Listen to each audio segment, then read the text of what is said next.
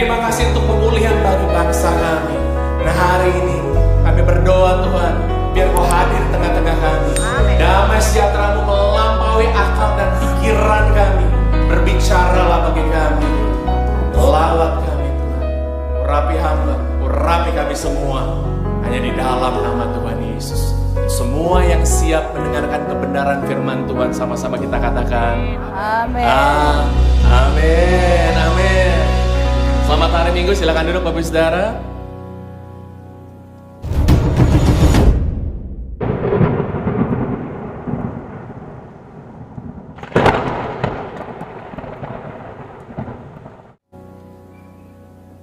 Selamat pagi GSJS.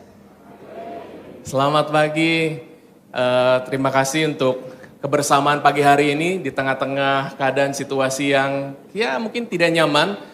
Tapi kalau ada orang-orang yang punya kerinduan cari Tuhan, saya percaya Bapak Ibu Saudara adalah orang-orang yang luar biasa ya. Jadi beri tepuk tangan untuk Anda sendiri ya.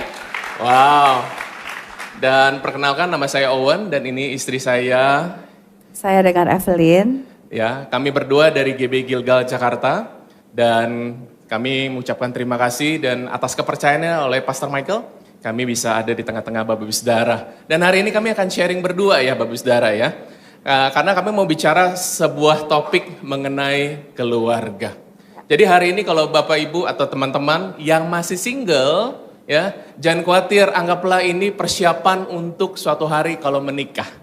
Yang sedang persiapan untuk mau menikah, anggap ini kayaknya udah mau buat latihan nanti. Yang sedang menikah, saya berdoa biar ini menjadi jawaban, menjadi penghiburan buat Bapak Ibu semua. Nah, buat Bapak Ibu yang saudara yang mungkin sudah senior, ya, sudah senior, yang sudah punya anak cucu, tangkap ini, jadikan ini bekal untuk bisa menolong anak cucu kita punya keluarga yang lebih baik. Boleh Bapak Ibu saudara ya? Nah, kami berdua, kami sudah menikah tahun ini 21 tahun, ya. Dan kami punya 2 orang putra, yang putra yang pertama sudah kuliah 18 tahun, yang kecil tuh mendekati 17 tahun. Dan kami bersyukur karena kami di dalam perjalanan pernikahan ini, kami belajar dan kami bersyukur karena anugerah Tuhan ada dalam kehidupan kami. Dan kami punya kesempatan juga untuk menolong banyak jemaat, untuk mereka juga bisa mempersiapkan kehidupan pernikahan mereka dengan baik. Nah untuk itu temanya hari ini adalah overcoming conflict in marriage. Nah tentu saja Bapak Saudara ya, kalau kita dengar konflik itu tentu saja nggak nyaman. Kalau kita lihat bangsa kita dalam keadaan yang sepertinya konflik itu pasti kita nggak nyaman. Nah apalagi kalau konflik itu ada di dalam keluarga kita. Pasti nggak nyaman. Nah hari ini saya mau ngajak Bapak Saudara bagaimana kita bisa mengatasi konflik suami dan istri supaya kita bisa menikmati keluarga yang lebih baik. Berapa banyak yang mau keluarga yang lebih baik? Amin? Yes ya. Nah pertanyaannya, ya pertama, apakah pernikahan yang bahagia itu bebas konflik? Ya. Apakah pernikahan bahagia itu bebas konflik? Ya tentu saja itu menjadi pertanyaan kita.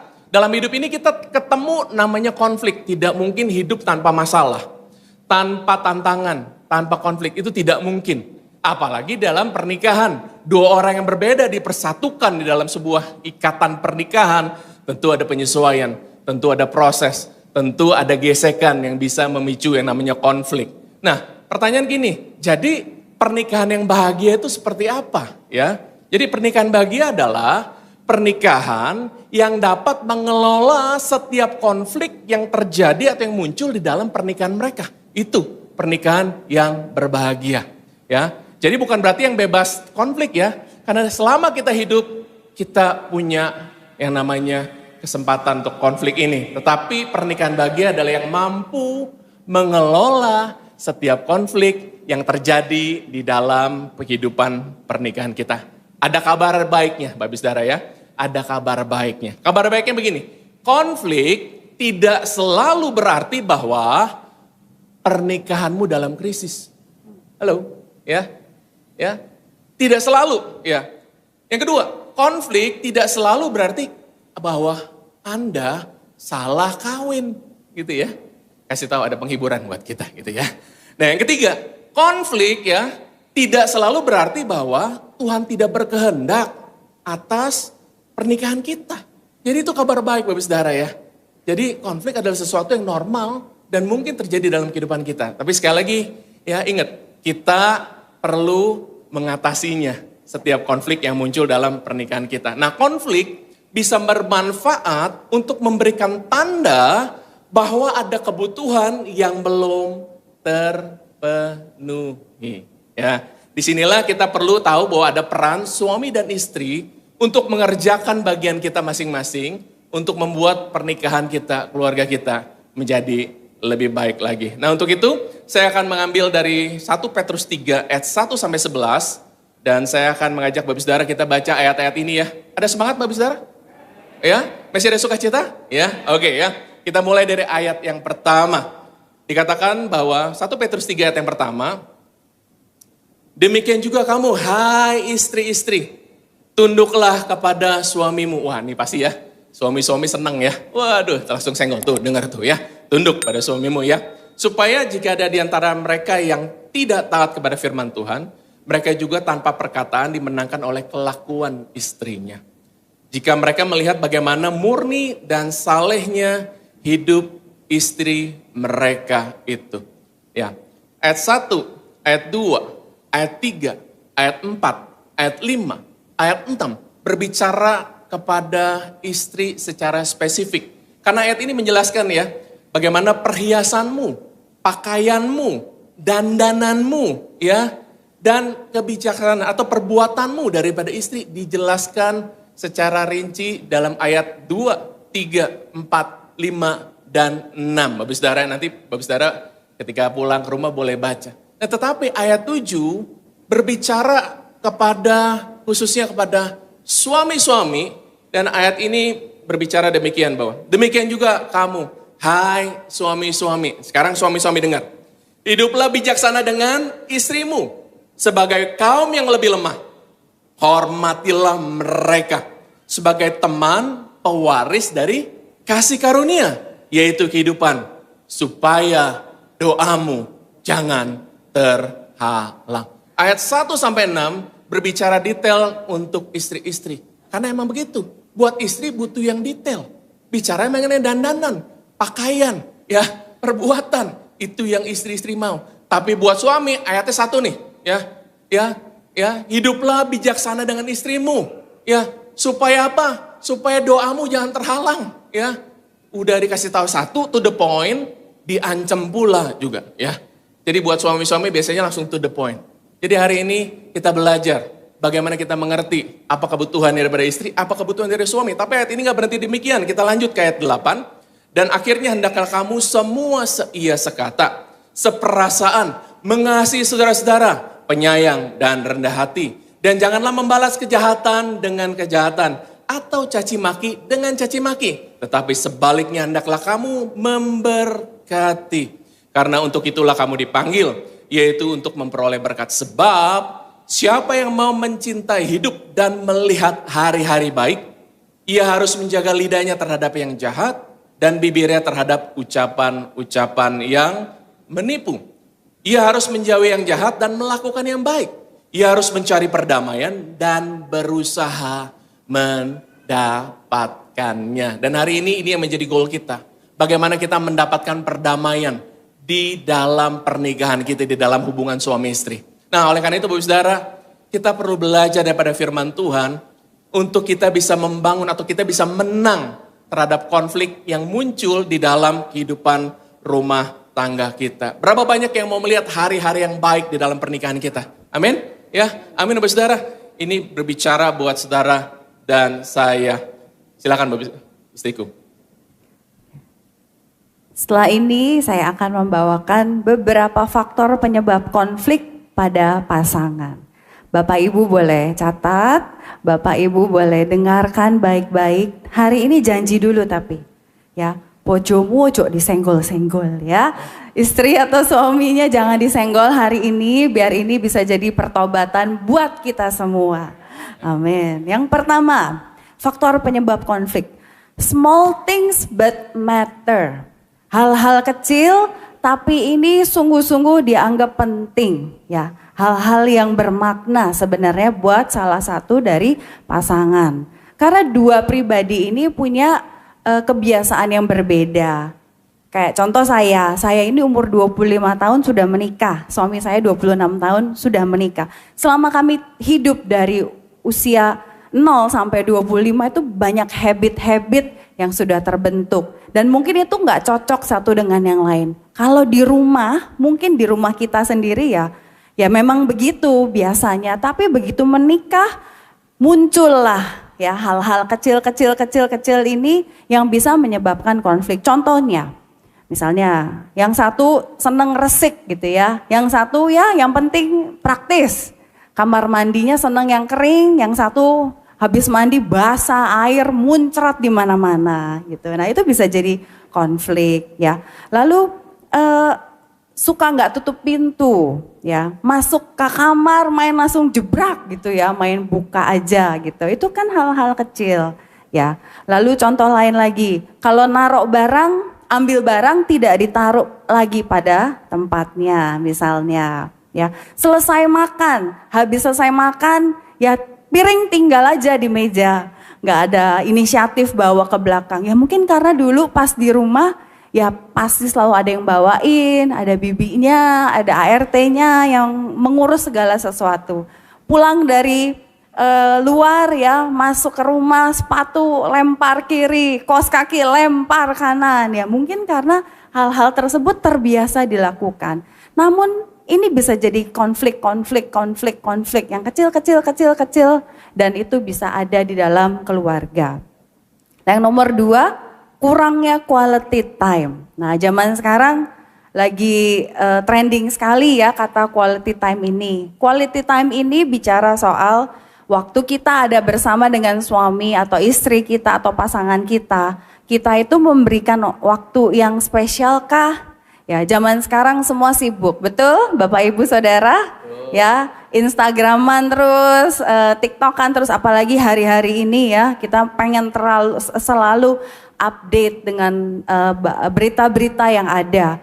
Jadinya nggak hari ini aja, nggak hari-hari ini, dari kemarin juga, Pastor. Iya, lihat handphone, pulang ke rumah orangnya udah nyampe rumah tapi pikirannya masih di mana-mana, masih kekerjaan, masih urus ini urus itu. Jadi ya kalau kurang quality time tuh ya bisa jadi penyebab konflik juga. Lalu yang ketiga, money not enough,钱不够ya. Uangnya nggak cukup, mungkin uangnya sudah ada tapi mungkin pola spendingnya yang terlalu over, belum dijaga, belum budgeting. Ini bisa menyebabkan konflik ya. Lalu mungkin dari satu sisi, misalnya sisi istri bilang, aduh kalau zaman sekarang tuh nggak bisa cuma punya satu pekerjaan. Mbok kamu ya carilah apa gitu di luar, nyangkul kayak ngapain kayak gitu ya. Ya ini bisa jadi konflik di dalam keluarga. Ya, lalu selanjutnya children matters ya, urusan anak-anak. Urusan anak-anak ini mungkin memakan porsi yang paling besar untuk bisa mengakibatkan konflik antara suami dan istri. Ya, karena gini, misalnya anaknya kita nilainya jelek, ya. Anak kita ini kok nilainya do re mi fa sol aja gitu ya, do re mi fa sol, nggak nyampe lah ya. Nilainya segitu, kamu gimana jadi mama? Mamanya bilang sama papanya, lah kamu ngajarin anak kan ini kita buatnya bersama gitu. Kenapa harus saya aja yang urus? Nah ini bisa jadi konflik-konflik di dalam keluarga. Lalu masalah dengan in-laws. In-laws itu apa? Itu mertua, ipar, lalu nanti oo-nya, engku ya. Mungkin banyak pihak-pihak yang turut campur di dalam keluarga. Misalnya, oh itu kalau datang tuh kenapa setiap kali dia datang beras kita dia bawa, nanti buah-buahan kita diambil, nanti apanya kita, nanti kamu ngasih ini, ngasih itu, ngasih segala. Kenapa? Ya itu bisa jadi konflik lagi ya. Lalu selanjutnya lack of intimacy, kurangnya keintiman antara suami dan istri ya. Suaminya lagi ngegas, istrinya, aduh aku sakit kepala, aduh pinggangku sakit, aduh perutku sakit ya, ada aja alasannya ya. Yang ngerti gitu aja ya. Ya kayak begitu ya. Maksudnya ini hal yang mungkin sehari-hari bisa terjadi, tapi inilah menyebabkan konflik kecil-kecil yang namanya sedikit-sedikit lama-lama ditumpuk jadi bukit. Lalu peran suami istri yang gak seimbang. Istrinya lebih alpha women sekarang ya. Gercep apa-apa cepat ambil keputusan. Suaminya tipe yang ya nanti ntar dulu. Pak ini loh Pak, masa udah di depan ini loh, kita mesti apa ini, kita mesti ambil barang, kita mesti lari, kita mesti kemana gitu. Suaminya ya santai aja, udah gak apa-apa ya. Dalam Yesus kita aman gitu ya. Mungkin tipenya mungkin ada yang seperti itu, Jadi peran suami istri ini perbedaan karakter yang berbeda kalau kita tidak belajar, tidak mengenali lebih dalam lagi pasangan suami dan istri, dan mungkin calon suami dan istri, itu bisa jadi penyebab konflik ya. Nah, karena banyak konflik yang terjadi dan konflik tersebut biasanya jarang diselesaikan. Biasanya simpan aja, udah sebel. Nah, 1 kali, sebel lagi, 2 kali, 4 kali, 10 kali. 100 kali. Lama-lama di sini tuh udah males gitu ya. Karena banyak konflik yang terjadi, maka dan tidak ada penyelesaiannya, dan ini akan menyebabkan 3 hal, dan ini eskalasinya tambah berat. Yang pertama adalah hilangnya komunikasi. Udah kesel wes mangkel. Ya. Mau ngobrol, mau ngomong, udah males pasti. Pasti udah sama aja. Pernah dengar kata itu? Di ngomongin sampai berbusa-busa, tidak ada perubahan. Ya, nah itu hilangnya komunikasi.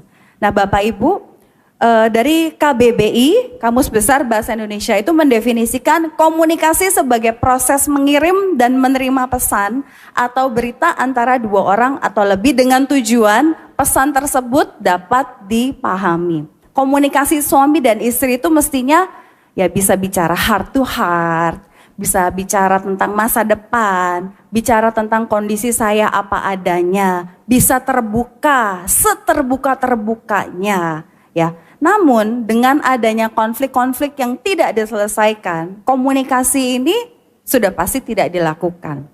Karena ujung-ujungnya komunikasinya cuma gini, WA. Yang wes transfer Udah. Ya. Yang anak-anak mesti dibayar uang sekolah, uang les, uang taekwondo, uang les Mandarin segala. Udah? Oke. Ya, yang nanti hari Minggu gereja jam berapa? Jam 8. Nah itu ya. Itu sekedar memberikan pesan aja, itu bukan komunikasi. Ya itu bukan komunikasi. Komunikasi itu bisa ngobrol, cerita, aku nih rasanya begini, aku nih begitu. Dan pihak yang mendengarkan bisa merespon dengan positif, dengan baik. Ya, tapi dengan adanya konflik yang tidak terselesaikan, komunikasi ini biasanya tidak terjadi. Dan kalau tidak ada komunikasi, ada beberapa yang akan terjadi.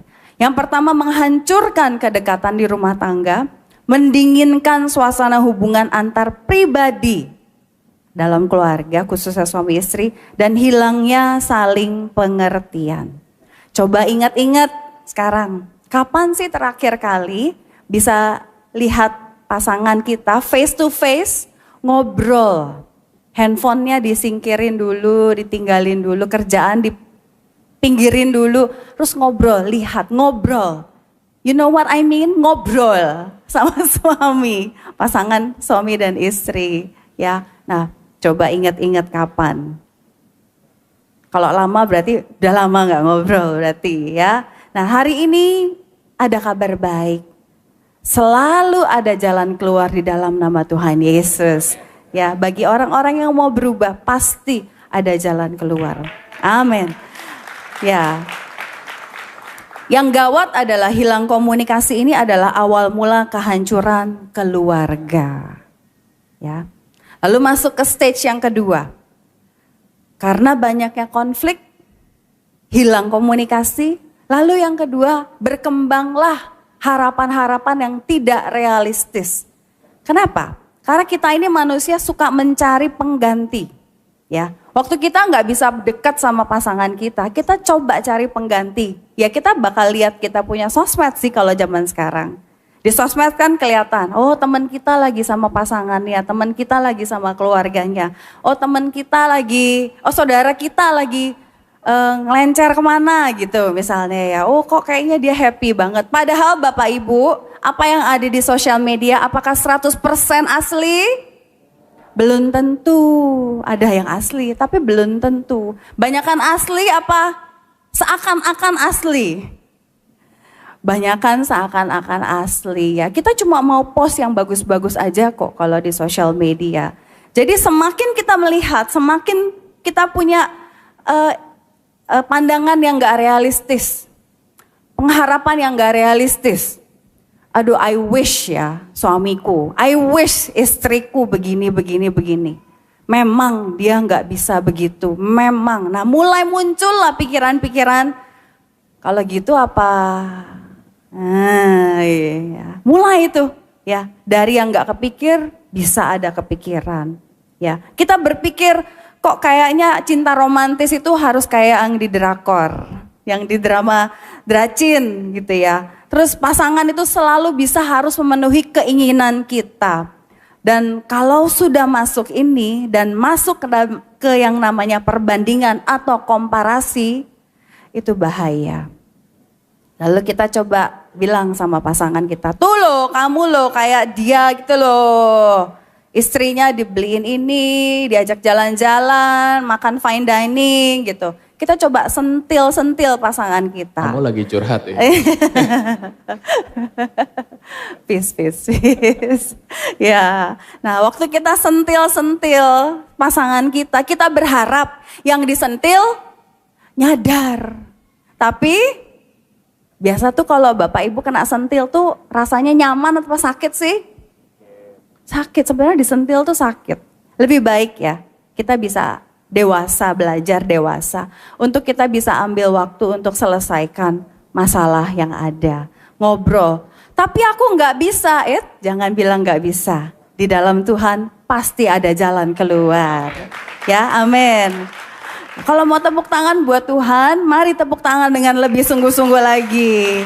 Ya, karena kita percaya kita umat Tuhan, kita anak Tuhan. Di dalam Tuhan ada jalan keluar. Ya, oke. Harapan yang tidak realistis ditambah kebiasaan membandingkan ini akan merusak hubungan suami istri dan memperburuk situasi dan kondisi sehingga konfliknya akan meluas. Yang tadi kecil, minus tidak ada komunikasi, minus masuk perbandingan, ini konfliknya akan meluas. Wah kalau berantem itu udah dari kayak Sabang sampai Merauke ya. Dari utara ke selatan, timur, padahal itu ada lagu dari utara ke selatan. Maksudnya bukan itu lagu itu ya, beda. Tapi kalau konflik itu bisa merembet kemana-mana. Ini bahaya Bapak Ibu, bahaya sekali. Karena akan berujung kepada hal yang ketiga, yaitu hilangnya tekad untuk mempertahankan pernikahan. Jika sudah masuk di level ini, yang ada adalah seperti ini. Sudah cukup, aku sudah muak sama dia. Aku sudah gak tahan lagi. Tidak ada yang bisa dilakukan untuk bisa mempertahankan ini. Mendingan aku break sekarang pastor. Mumpung saya masih muda, masih bisa ada kesempatan lain. Gitu ya. Nah itu hal-hal yang banyak terjadi waktu kami ada di dalam ruang konseling. Keinginan untuk mempertahankan pernikahan di zaman sekarang itu tuh kayak seutas benang aja gitu ya. Kayaknya kesabarannya hanya setipis tisu gitu ya. Gak bisa gitu, gak mau. Gak cocok sedikit break, gak cocok sedikit break. Tuhan tuh sedih loh beneran. Tuhan tuh sedih. Waktu kita mau mempersiapkan pernikahan ya kita berdoa minta Tuhan memberkati. Tapi begitu ada tantangan kita yang udah gak mau. Gitu. Tuhan tuh sedih. Karena firman Tuhan mencatat ya. Sebab aku membenci perceraian. Firman Tuhan Allah Israel ada dalam Maleakhi 2 ayat 16. Tuhan tidak suka sama yang namanya perceraian. Namun jika ini terus dan terus terjadi dan sampai masuk di level ketiga, ini sudah yang namanya kalau kanker itu udah stadium 4, udah paling kronis, paling bahaya. Namun hari ini Ada kabar baik, karena kita punya Yesus. Sakit apapun di dalam keluarga kita, Tuhan sanggup sembuhkan. Tuhan sanggup pulihkan. Tuhan sanggup restorasikan. Tuhan sanggup ambil itu percikan-percikan atau pecahan-pecahan hati kita yang terluka. Dan Tuhan jadikan satu dan jadikan baru lagi. Bukan cuma 1, 2, 3, 4, 5 kesaksian yang pernah kami dengar. Bagaimana Tuhan melakukan pemulihan dengan luar biasa. Jika hari ini ada di antara Bapak Ibu Saudara yang perlukan ini, mari dengan rendah hati sama-sama kita buka hati kita dan cari solusinya. Amin. Baik, ya. So, bagaimana kalau kita sedang mengalami konflik dari suami dan istri? Nah, ada 3 cara untuk menghadapi konflik. Ya, yang cara yang pertama adalah didiemin aja. Diemin aja, ya. Diemin arti gini, ya. Silent treatment, ya. Diem aja, ya. Diam saja. Dan Bapak Saudara, diam ini bukan berarti menyelesaikan loh. Orang berpikir waktu bisa menyelesaikan. Enggak, waktu enggak bisa menyelesaikan Bapak Saudara ya. Dan silent treatment itu menyakitkan. Ya. Yang kedua, cara menghadapi konflik adalah disangkal. Disangkal itu gini, kita baik-baik aja, kita enggak ada masalah. Baik-baik aja, kita tuh masih oke. Kita masih ke gereja sama-sama. Tetapi sebenarnya di dalamnya sudah muncul tadi yang sudah dibicarakan, hatinya sudah mulai dingin satu sama lain. Dan kita merasa, enggak apa-apa. Dan merasa baik-baik saja. Tapi yang ketiga, yang ini yang perlu kita lakukan ketika kita sedang mengalami konflik dalam pernikahan. Yaitu apa? Diselesaikan. Ya, diselesaikan. Perlu usaha suami dan istri, perlu kerendahan hati suami dan istri untuk sama-sama bilang, yuk kita selesaikan. Kita kerjakan pernikahan kita dengan lebih baik lagi. Nah, Saudara. Nah, untuk itu apa yang perlu kita lakukan untuk kita bisa menyelesaikan konflik ini? Ya, ada beberapa hal yang saya mau sampaikan kepada Saudara. Yang pertama, ya, kalau kita sedang mengalami konflik, nah, yang perlu kita lakukan adalah begini. Nomor 1 adalah ambil waktu untuk tenang. Ya, karena ketika dua-duanya lagi panas, dua-duanya lagi ngegas, dua-duanya lagi emosi, dan ketika yang satu bilang, ayo kita selesaikan, yang ada adalah tambah emosi. Yang ada adalah satunya lah pengen melakukan untuk menyampaikan isi hatinya, jadi saling menekan, dan ini gak baik Saudara ya. Lebih baik kita putuskan, oke tenang dulu ya, supaya apa? Supaya bisa menurunkan emosi masing-masing. Supaya kita bisa berpikir dengan tenang. Nah hari ini, Bapak Ibu Saudara, kalau kita sedang mengalami konflik demikian, ya, belajar dulu untuk kita ambil waktu untuk tenang. Karena Bapak Ibu Saudara, kalau kita gas terus, kalau kita nada kita semakin tinggi, kita bisa menyakiti pasangan kita. Ya, jadi hari ini kita belajar. Nomor 1 adalah apa? Ambil waktu untuk tenang. Kenapa? Karena ketika waktu tenang, kita bisa berpikir. Ketika kita tenang, kita bisa menganalisa sebenarnya ini apa sih? Karena seringkali yang memicu konflik, itu hal-hal yang kita nggak tahu juga kita kenapa bisa begini. Tahu-tahu udah emosi berdua gitu ya. Dan akhirnya sudah memanas. Dan ketika kita ambil waktu untuk tenang, kita bisa mulai merenungkan. Sebenarnya kenapa sih? Kenapa sih saya marah? Kenapa sih saya kesel? Kenapa dia kesel? Kita mulai pikirkan. Dan saya mau jujur, Bapak Saudara ya. Kita sebagai suami, saya sebagai suami, seringkali ketika saya konflik sama istri saya jujur nggak tahu kenapa. Saya juga bingung kenapa ya, gitu. Tahu-tahu ngegas aja gitu kan ya. Apalagi laki ya, suami punya harga diri. Ya. Wah begitu konflik kayaknya pengen menang. Tapi saya belajar ketika kita ambil waktu untuk tenang. Kita mulai mikir. Kadang-kadang mikir juga nggak ketemu. Untuk itu kita butuh hikmat. Apa yang saya lakukan? Saya berdoa, Tuhan, tolong aku Tuhan yang tidak tahu ini Tuhan. Ya, supaya hamba mengerti kenapa. Ya. Yang kedua Tuhan supaya lembutkan istriku nih Tuhan. Kenapa juga dia.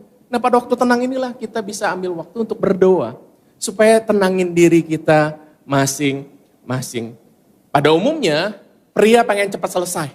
Kalau bisa selesaikan segera. Kita pakai ayat firman Tuhan lagi. Sebelum matahari terbenam kita selesaikan. Tapi masih emosi, gak bisa tuh. Ya. Nah makanya kita perlu ambil waktu untuk tenang. Seringkali pada umumnya wanita butuh waktu untuk berproses. Ya, butuh waktu untuk berproses. Jadi kita perlu Saya sepakati untuk ambil waktu untuk tenang. Nah, ya, jadi Bapak Saudara, ya kita laki-laki, apalagi suami-suami ya, kita perlu memahami istri kita dengan lebih baik. Seringkali kita nggak tahu detail-detailnya gitu ya. Suatu hari seorang suami melaporkan bahwa istrinya kabur. Dia lapor ke polisi. Dia lapor ke polisi dan ketika di BAP ya ditanya bikin laporan, oke, istri kamu ke mana? Saya juga nggak tahu Pak. Oke, kalau gitu kamu tolong jelaskan ciri-ciri daripada istrimu.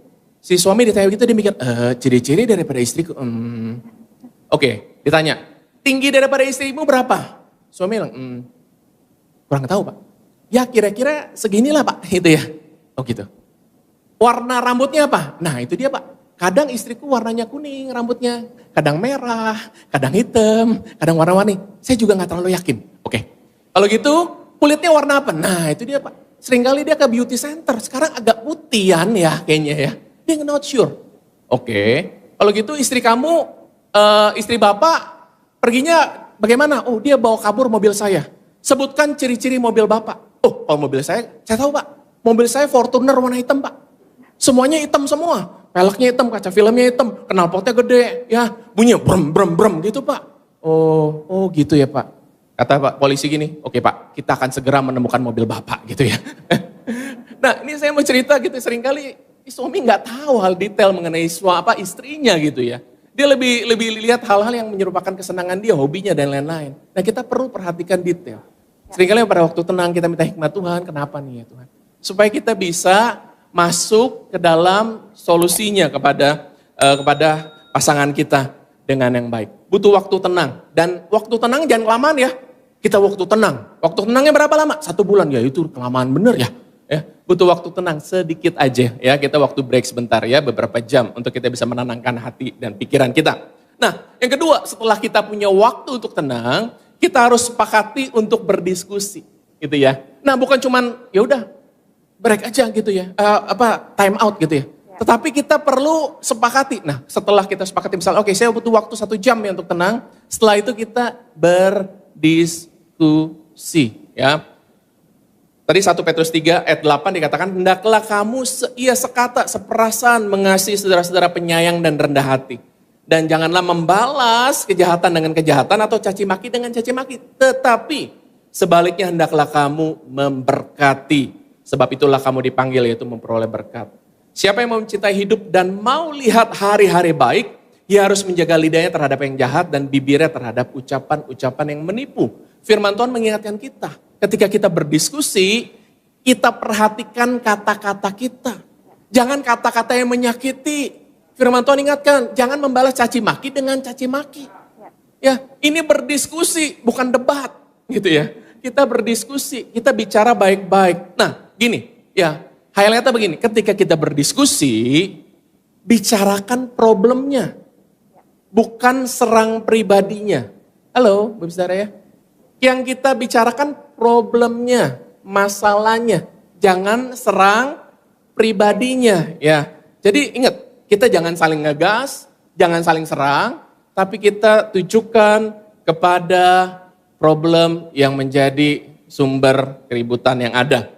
Nah, jika seseorang berbicara, pasangannya dengarkan.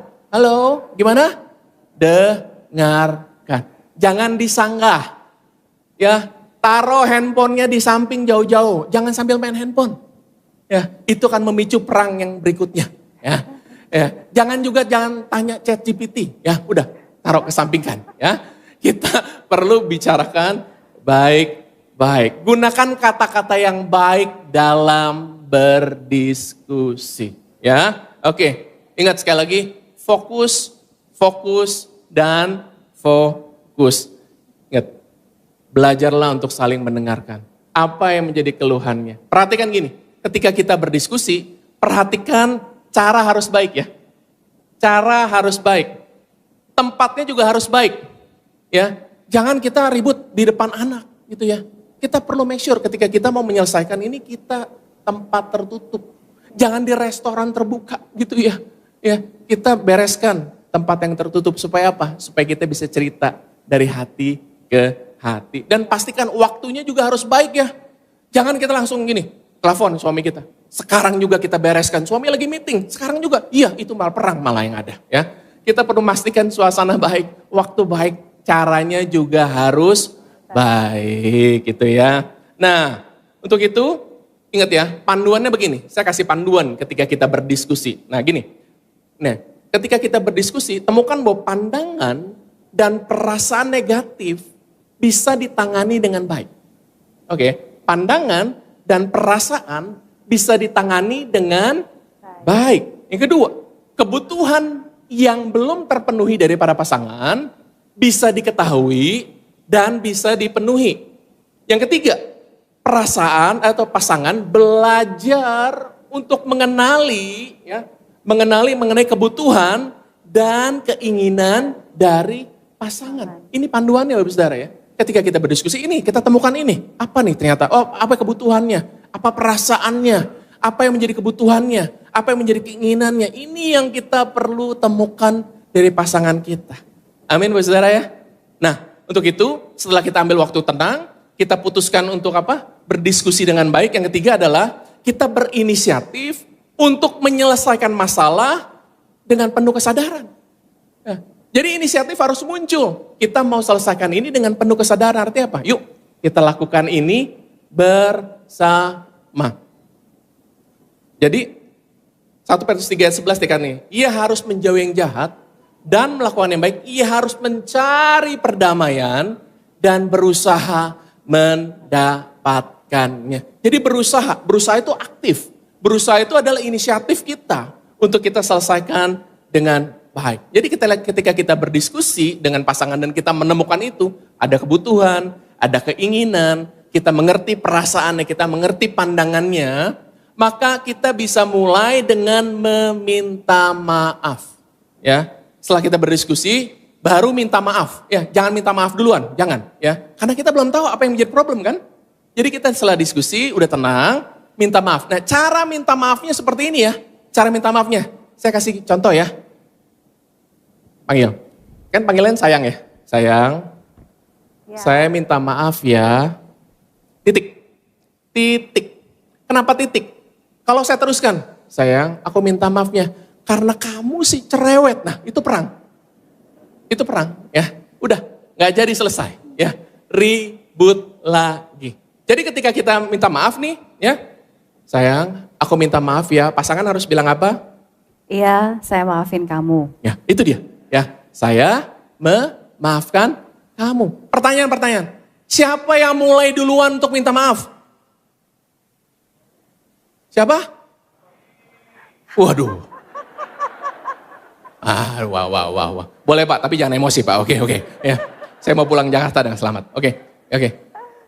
Jawaban yang benar gini. Mau suami dulu boleh, mau istri dulu boleh. Kenapa? Karena panduannya adalah yang waras duluan. Tanya sebelahnya, kamu waras kan? Ya. Kenapa? Pernikahan kan gak ada yang dipaksa toh. Pernikahannya kan baik-baik kan. Mulainya bahagia. Kenapa kita harus gengsi untuk minta maaf? Ya. Jadi katakan sama-sama saya, yang waras duluan. Yang waras duluan. Karena gini, dalam konflik belum tentu suami waras duluan loh. Ya. Terus kita nuntut, tuh kan suami, lu mesti duluan dong. Lu duluan dong. Enggak dulu. Kadang-kadang kita bisa bereskan itu dengan pengertian bersama. Karena kita perlu berusaha untuk mendapatkan perdamaian itu. Nah, setelah kita meminta maaf, kita kerjakan komitmennya. Tadi kan kita sudah diskusi apa kebutuhan, apa keinginan, apa perasaan, apa pandangannya. Nah, sekarang kita perlu tahu bagaimana kita mengerjakan komitmennya. Jadi gini, kalau kita tahu nih ternyata problemnya adalah karena kurang waktu berkualitas atau nih hal-hal kecil. Ya sekarang kita komit, oke. Sekarang saya lebih atentif ya. Saya mau kerjakan bagian saya. Atau misalnya nih, kurang keintiman. Ya. Ini nih, ya yuk kerjain sama-sama nih. Baik, ada amin? Ada amin? Ya kok laki-laki semua yang amin? Ya. Misalnya apa lagi nih? Ada urusan sama anak nih. Kita tahu nih, yuk kita kerjain sama-sama. Ya. Jadi ada sebuah komitmen untuk kita action plan-nya. Kita lakukan apa secara bersama-sama. Dan selanjutnya adalah ketika kita minta maaf, kita berkomitmen. Dan kalau ada konflik berkelanjutan, hubungi segera Pastor Michael Gunawan. untuk konseling ya. Oke, ya. Lanjut. Nah, yang keempat adalah libatkan Tuhan di dalam pernikahan kita. Nah, pernikahan kita itu kita perlu melibatkan Tuhan selalu di dalam pernikahan kita. Jangan jadikan Tuhan hanya sebatas ban serep. Tahu ban serep, Bapak Saudara? Tahu ban serep? Kapan ban serep dipakai? Ketika ada problem, ya. Ketika ada masalah baru diturunin, gitu ya. Nah, jangan jadikan Tuhan sebagai ban serep, tapi jadikan Tuhan partner aktif di dalam pernikahan kita. Supaya apa saudara? Supaya kita dimampukan untuk membangun pernikahan kita dengan lebih baik lagi. Nah, saya mau izinkan berikan gambar. Di sini deh ya. Kalau di sini adalah istri, di sini suami, kita membangun hubungan begini. Tapi saudara, semakin saudara di sini adalah Tuhan. Semakin saudara membangun hubungan sama Tuhan, semakin membangun hubungan sama Tuhan, maka saudara lihat gapnya semakin hari semakin lebih pendek. Lebih pendek. Disinilah suami dan istri semakin menyatu karena ada Tuhan, saudara. Kita perlu libatkan Tuhan senantiasa di dalam pernikahan kita. Setiap hari. Nah, untuk itu setelah kita tadi minta maaf, kita perlu berdoa. Nah, kalau konflik kita tutupnya dengan doa, saudara. Doanya begini, Tuhan ya, kami selesai konflik. Kami sudah saling mengampuni. Pulihkan hubungan kami. Setiap celah yang terbuka ditutup di dalam nama Tuhan Yesus. Biar kasih karuniamu cukup bagi kami. Amin. Jadi saudara, kita perlu berdoa supaya pernikahan kami menjadi lebih kuat. Pernikahan kita menjadi kuat. Pernikahan saudara menjadi lebih kuat. Amin. Karena kita melibatkan Tuhan setiap hari dalam pernikahan kita. Amin saudara. Bangun hidup kita dengan firman Tuhan. Saya percaya saudara, ketika saudara melibatkan Tuhan, membangun hidup saudara dengan firman Tuhan, maka hidup pernikahan kita akan lebih berkualitas. Amin. Dan yang terakhir saudara. Yang terakhir adalah kalau kita udah mengatasi konflik gimana? Hilangkan kata cerai dari kamus pernikahan kita. Halo, tipek gitu ya.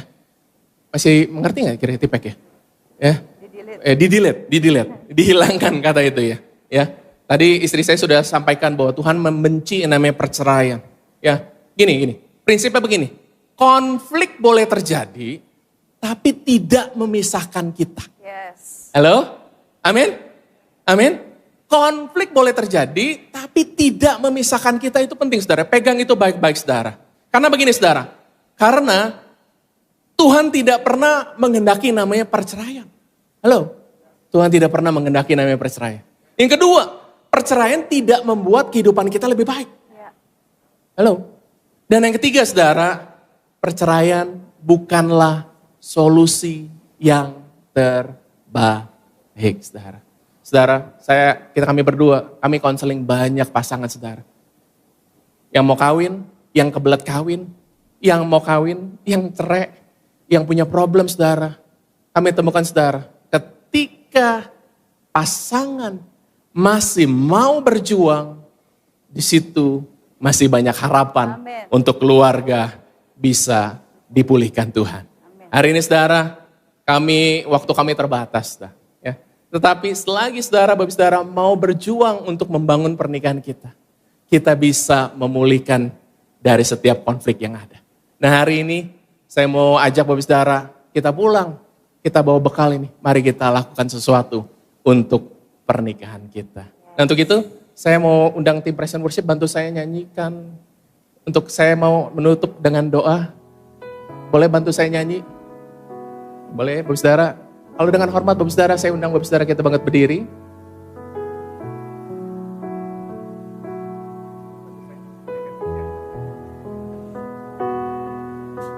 Terima kasih Tuhan, Kau yang berbicara bagi kami pagi hari ini. Roh Kudus, Kau yang menjamah hati dan pikiran kami. Kami rindu, kami bisa mengalami Tuhan kemenangan overcoming konflik di dalam pernikahan kami. Kami mau punya pernikahan yang kuat. Kami mau punya pernikahan yang berbahagia. Kami juga mau mewariskan ini kepada anak cucu kami. Bahwa kehidupan pernikahan kami boleh jadi contoh dan teladan yang indah. Berbicara bagi kami itu, lawat kami. Di dalam nama Tuhan Yesus Tuhan. Mari kita tundukkan kepala kita. Pagi hari ini hamba berdoa Tuhan. Bagi setiap hati yang tersakiti. Bagi setiap hati yang karena konflik itu jadi terpecah belah. Setiap hubungan yang renggang. Setiap hubungan yang jauh, hubungan yang sudah dingin, bahkan sudah beku. Dan kalau sudah mulai terpikir pikiran yang negatif untuk sudahlah stop aja, berpisah saja. Aku berdoa Tuhan saat ini, kami minta pemulihan yang datang daripada Tuhan. Kami mau datang kepada salib Kristus. Kami mau ingat bahwa ada Yesus yang mati berkorban bagi kami. Salibnya merupakan sebuah lambang bahwa dia mengasihi dan mengampuni kita. Menerima kita apa adanya. Apapun yang kita lakukan, apapun yang kita buat, perbuatan dosa seburuk apapun, Yesus mengampuni kita. Kalau saat ini kita merasa saya gak sanggup, memang kita gak ada yang sanggup, tapi Tuhan yang akan sanggupkan kita. Darah Yesus yang kudus, yang suci, yang mulia itu akan dicurahkan saat ini di dalam nama Yesus. Membalut setiap hati, membalut setiap hubungan, membalut setiap pikiran. Sehingga setiap pikiran yang salah dipatahkan di dalam nama Yesus. Setiap hal yang tidak baik yang terjadi dalam keluarga demi keluarga, kami perintahkan untuk keluar dalam nama Tuhan Yesus.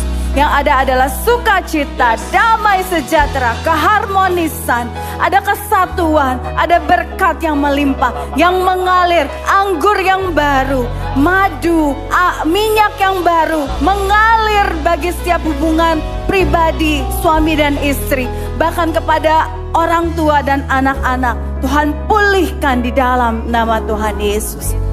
Terima kasih Tuhan, Engkau datang ke dunia. Engkau memberikan pemulihan bagi kami semua. Kami percaya itu Tuhan.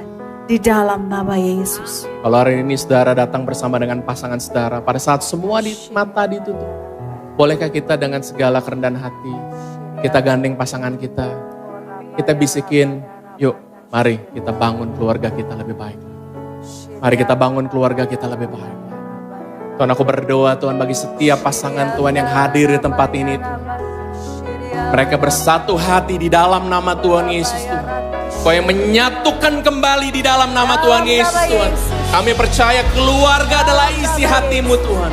Kau yang memulihkan, Kau yang menguatkan, Kau yang memberkati setiap keluarga, setiap pasangan di dalam nama Tuhan Yesus. Biar kehidupan pernikahan kami semakin hari semakin indah, semakin manis, dan menjadi berkat, menjadi inspirasi buat anak cucu kami. Dalam nama Tuhan Yesus. Terima kasih Tuhan. Ini doa kami. Kami bersyukur kepadamu Tuhan.